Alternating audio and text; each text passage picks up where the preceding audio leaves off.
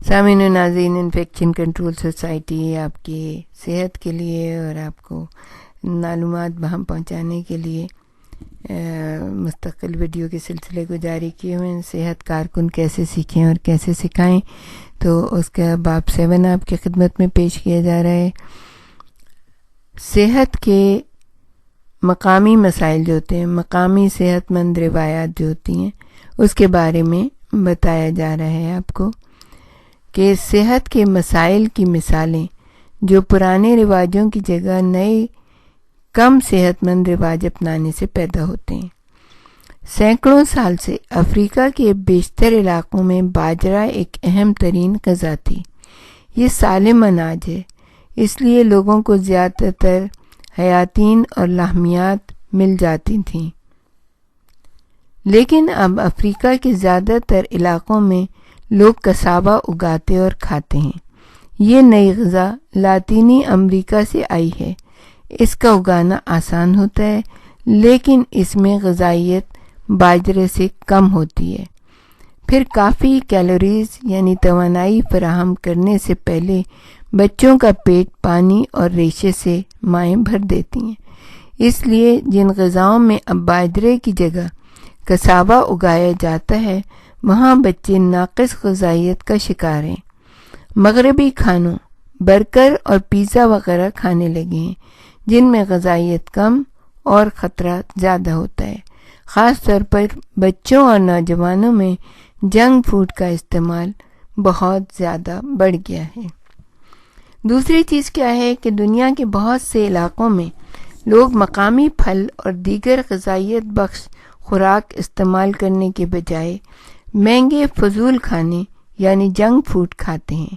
Junk food ڈبہ بند snacks, مٹھائیاں اور مشروبات ہوتے ہیں جن میں شکر بہت زیادہ اور غذائی اجزاء کم ہوتے ہیں۔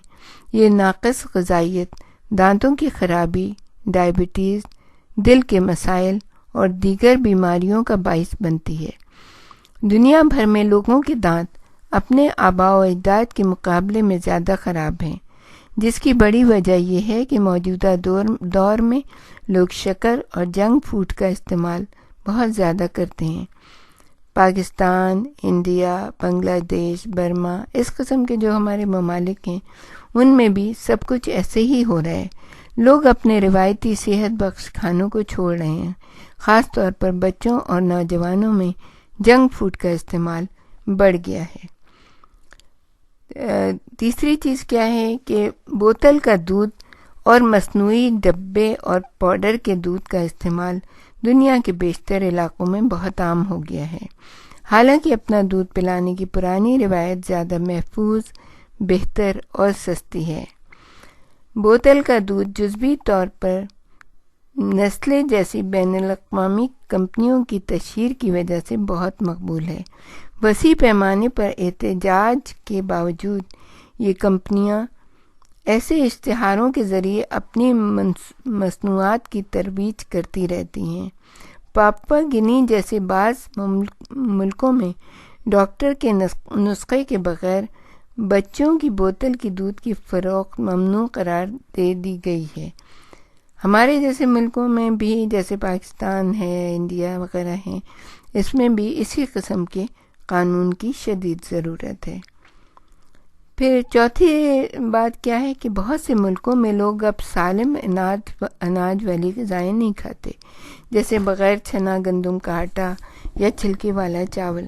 وہ سفید اور چکی سے پسے ہوئے آٹے اور اناجوں کے عادی ہو گئے، کیونکہ اس طرح کے اناج کہیں کم غذائیت رکھتے ہیں، اس لیے صحت کے مسائل پیدا ہوئے۔